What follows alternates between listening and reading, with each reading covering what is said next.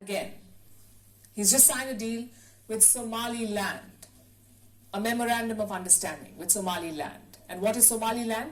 A self-governed territory in the Horn of Africa. It's not a separate country. It is internationally recognized as part of Somalia. ሰላም ወገኖች እንደምን አላችሁ? እንደምን አመሻችሁ? እንደምን ከረማችሁ? የህንድ ሚዲያ ፕሬዘንተር ነች። እውነታውን እንግዲህ በቀደም እኔም በገና ሰበር ዜና ስናገር የነበረውን ነው የደገመ እየተናገረች ያለችው።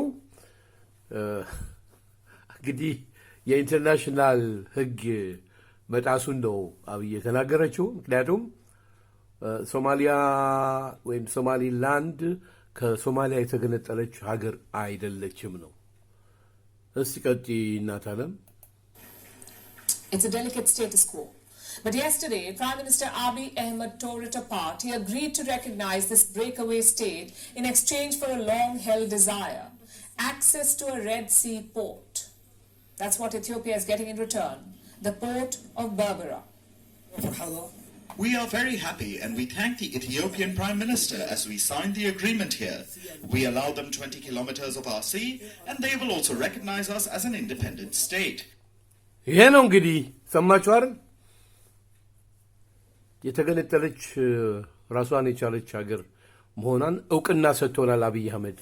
20 ኪሎ ሜትር ሰጥተነዋል ከበርበራ ወደብ ጀምሮ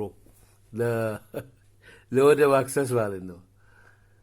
እና ይሄን ነበር የሚፈልጉት ብዬ በቀደም ስናገር ታስታውሳላችሁ። እንግዲህ ዩናይትድ ኔሽን ውስጥ የተፈረመውን የቪየና ኮንቬንሽን እና በጄኔቫ ኮንቬንሽን የተጠናከረውን የሀገሮችን የኢንተርናሽናል ስምምነት በመጣስ እንግዲህ አብይ አህመድ ህግን መጣስ የጀመረው ሀገር ውስጥ ነው። አሁን ደግሞ የኢንተርናሽናል ህግ በመጣስ ነው። ጎበዝ፣ ይህን አጋጣሚ እኮ ይህን ሰውዬ በማውገዝ በዓለም አቀፍ ደረጃ ድጋፍ የምናገኝበት አጋጣሚ ነው። በውጭ ሀገር ያላችሁ ሚዲያዎች ስለዚህ ነገር ምንም አልተነፈሳችሁም። ምናልባትም እውቀቱ አይኖራቸውም። እነ መሳይ መኮንን እነ ደረጀ ደገፋው ምነው ዝም አላችሁ? ይሄ እኮ ህግን መጣስ ነው። በሀገር ውስጥ ብቻ አይደለም፣ ይሄ ኢንተርናሽናል በኢትዮጵያ ላይ ጠላት መፍጠሩን ነው የሚያሳየው። ህጋዊ አይደለም፣ ያስቆሙታል አሁን ታላላቅ ሀገሮች። ለዚህ ምክንያት አሁን የኢትዮጵያ በታሪካዊም ይሁን በዩናይትድ ኔሽን ማስረጃ መሰረት የአሰብ ራስ ገዝ ሬሲ ሳውዘርን ሬሲ ኮስት ዳት ቢሎንግስ ቱ ኢትዮጵያ። ጎበዝ፣ ሚዲያ ላይ እንሰራለን የምትሉ የዩቲዩብ አካውንት ያላችሁ ይህንን ነገር እንኳን ዩናይትድ ኔሽን ቻርተር ላይ ያለ ነው። እነ ዶክተር ያዕቆብ ኃይለማርያምን በውጭ ሀገር ያሉ እውቅና ያላቸውን በኤርትራ ውስጥ ወይም በራስ ገዝ የኢትዮጵያ መሆኑን መናገር የሚችሉ እውነተኛ ህጉን የሚያውቁ ሰዎች በዩናይትድ ኔሽን ውስጥ ያሉትን ጠቅላላ የኢትዮጵያን ቴሪቶሪያል ኢንቴግሪቲ መናገር የሚችሉ ብዙ ነገሮች አሉ። እነዚህን እንኳን መስራት እንደው ቢያንስ ራሳችሁ ባታውቁ ሰዎችን እየጠየቃችሁ ለቃለ ምልልስ ብታቀርቡ። ይሄ ሰውዬ እኮ አሁን በዚህ አጋጣሚ ደንበኛ ገንድሶ የመጣ ጊዜ ነው። ለኢትዮጵያ ስቡ አይደለም። ያሁን ሶማሊላንድ የሚባለው ትልቅ ጠላታችን ነው። ሶማሊላንድ ተባለ ፍሬንች ሶማሊላንድ የዋናው ሶማሊያ መሪው ገቨርንመንቱ ይቅርና ሁሉም ቦታ የኢትዮጵያ ጠላቶች ናቸው። አሁን እነሱ ለራሳቸው አድቫንቴጅ ነው። ኢትዮጵያ የመጀመሪያዋ እውቅና ሰጥታናለች ተብሎ ሌሎችም አፍሪካ ሀገራት እውቅና እንዲሰጧቸው እንጂ ከተሰጣቸው በኋላ እኮ በቀይ ካርድ ነው የሚያባረር እንጂ በሊዝ ለ90 ዓመት ገዛው ለምናምን ብለህ ሚሊተሪ ብታስገባ ያልቃሉ። እዛው የምታስገባው እኮ በጣም የተወሰነ አሁን ባህር ኃይል ብለው ምንም የማያውቁ ልጆች መልምለው የጦር ካምፕ ሊያስገቧቸው ነው። እዛ ሶማሊላንድ ውስጥ አልሸባብ የለም እንዴ? ማን ነው የለም ያላቸው? ልጆቹን ልታስፈጇቸው ነው እዛ ወስዳቸው። የሀገር መከላከያ ሰራዊት አባላት እግራችሁ ወደዛ እንዳታነሱ። ጦርነትም ምናምን ሲል ነበር እንኳን ከውጭ ተዋጊዎች ጋር ይቅርና ሀገር ውስጥ ፋኖን ያልቻለ መከላከያ ሰራዊት ተብዬ ነው ያለው። አብይ አሕመድ አሁን ሀገሪቷን ወዴት እየመራ እንደሆነ ግራ ገብቶታል። የኢትዮጵያ ሕዝብ የሚያወግስ አሁን አድፍጦ ዝም ብሏል። ሰው ዝም አንድ ሰው ብቻ በሆነ እንትን ላይ ጀርመን ራዲዮ ላይ ነጋሽ መሐመድ ያቀረበው ሰውዬ እኛ አሁን ይሄ ሲናገር የነበረውን በሙሉ ተናግሮታል። ሶማሊላንድ ሀገር አይደለም ክፍለ ሀገር ነው፣ ወንጀል ነው እዛ መግባት ብሎ አንድ ሰው በቃ። ሌሎቻችሁ ምን ነው ዝም አላችሁ? እስኪ ሰውዬ ጨርሷል ነገሩ። They will become the first state to recognize Somaliland after the signing of this MOU.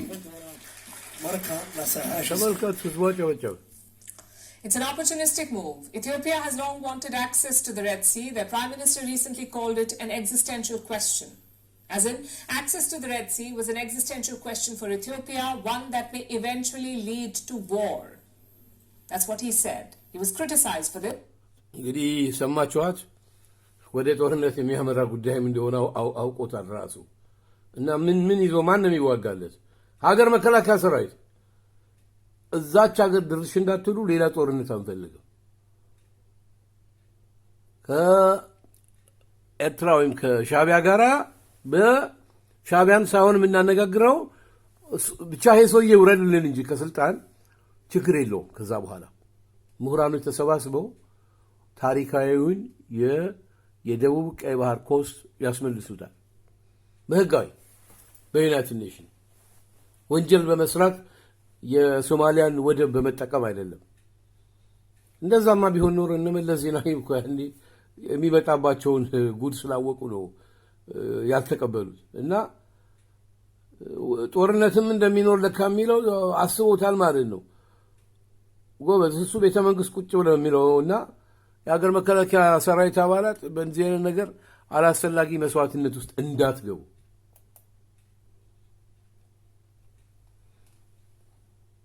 Disputed territory. It declared independence from Somalia back in 1991, some 33 years ago. But no country has recognized it yet. Not a single country, and neither has the United Nations. This is because both Somalia and Somaliland are home to the same people. They also share similar religious compositions. And they are adjacent territories. History and political differences have led to the situation between them, which is why the world refuses to recognize Somaliland's independence. It is part of Somalia for the whole world. But now Abiy Ahmed has broken with this tradition. He has put... ይህንን ጉዳይ እሱ እንግዲህ የሰበረው እንትን መሆኑን ነው የምትናገር ያለችው። ህጉን እንደጣሰ ተመልከቱት። እዛ የእሱ ብጤ ወያኔዎች ደግሞ ገብተዋል ማለት ነው። እዛ አይ ነገ እዛው ነው ጠመንጃውን አዝሮ ቂጣችሁ በሳኝ የሚወጓችሁ። አይ his own desire above common sense, and this could throw the Horn of Africa into chaos. I'll give you a similar example. Islamabad's troops have been squatting in this region for years. It has been a decades-old fight between India and Pakistan. But then China decided to poke its nose into this affair. It started building infrastructure in Pakistan. ይሄ አሁን እሷ ምሳሌ የምትናገረው ካሽሚር የሚባለው ቦታ በፓኪስታንና በህንድ መሀል ያለ ቦታ ነው። ፓኪስታኖች የኛ ነው ይላሉ፣ ህንዶችም የኛ ነው። እሷ አሁን ህንድ ነው ክላስ ለምትናገር ፓኪስታን ወረራ ነበር፣ ወረረችው ካሽሚር የሚባለውን ቦታ። ሆኖም ያው ከህንድ ጋር ብዙ ጊዜ የሚያጋጫቸውም እስካሁንም ችግሩ ያልተፈታ ቦታ ነው እና በዩናይትድ ኔሽንም ካሽሚር እውቅና አልተሰጠውም እስካሁን፣ ልክ እንደ ሶማሊላንድ ማለት ነው። ለዛ ነው አሁን እሷ ምሳሌ የምትሰጠው ካሽሚር። Pakistan occupied Kashmir as part of its Belt and Road Initiative. So of course India will have grievances with the Chinese. In the same way, Somalia is obviously angry. Ethiopia's step is an offensive that endangers the stability and peace of the region, which was already wobbling with problems. የኢትዮጵያ መንግስት ይላል እንግዲህ ይሄ ከሶማሊያ ነው እንግዲህ ከዋናው ገቨርንመንት ያው ህጉን ጥሰው ለጦርነት የሚጋብዙ ነገሮች እየታዩ ነው የሚለው። It's a violation and an open invasion of Somalia's sovereignty, freedom and the የሶማሊያን ቴሪቶሪያል ኢንቴግሪቲ በየመውረር ያህል ነው። unity of the Federal Republic of Somalia. The so-called Memorandum of Understanding and ሶማሊላንድ የራሷ የሶቨሬንቲ የራሳችን አንዱ አካል ናት ሶማሊላንድ ነው የሚለው። Agreement of cooperation is null and void. Somalia has recalled its ambassador to Ethiopia. It has vowed to defend its territory by quote-unquote any legal means. So Abiy Ahmed's port deal is problematic. It may lead to a conflict between the two African nations, and Somaliland could get involved too, leading to further chaos in the Horn of Africa. And this is Prime Minister Abiy Ahmed's latest contribution. ይሄ እንግዲህ አሁን የሶማሊያ መንግስት ለዩናይትድ ኔሽን ሪፖርት ካቀረበ አብይ አህመድ ከዩናይትድ ኔሽን ጦር ጋር ሊዋጋ ነው ፋኖን ያልቻለ እና የሶማሊያ መንግስት አሁን ያለው ህዝብ የመረጠው መንግስት አለው። በዚህ የተነሳ አሁን እንትን መደረጉ አይቀርም። ያው ሌላ ችግር ኢትዮጵያ ላይ ወይ ማዕቀብ ወይ something ሊኖር ይችላል። He's been the Prime Minister of Ethiopia since 2018, and in this period he has overseen 3 major civil conflicts. He has also caused Ethiopia's relationships with its neighbors to sour, and despite this, he remains a Nobel Peace Laureate. His latest move may lead to a new war in one of the most vulnerable... እነሱ የሚያሳዩት ቪዲዮ አሁን ያኔ ስንኖር ኢትዮጵያዊና ስንሞትም ብሎ ያኔ ብዙ ቲፎዞ በነበረው ዘመን የነበረውን ቪዲዮና የኖቤል ፒስ ፕራይስ ያገኘበትን አሁን እኮ የጦርነት እንትን እያስጎሰመ ነው ሀገሪቷ ላይ ሌላ ጣጣ እየፈጠረብን ነው ጎበዝ። regions in the world. I've said this before and I'll say it again.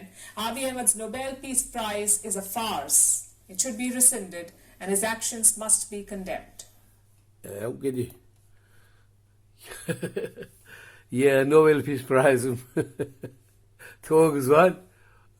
የሰውዬ እንግዲህ እስቲ የሶማሊያ መንግስት ለዩናይትድ ኔሽን ካመለከቱ ምን እንደሚፈጠር እናያለን እንግዲህ ጎበዝ።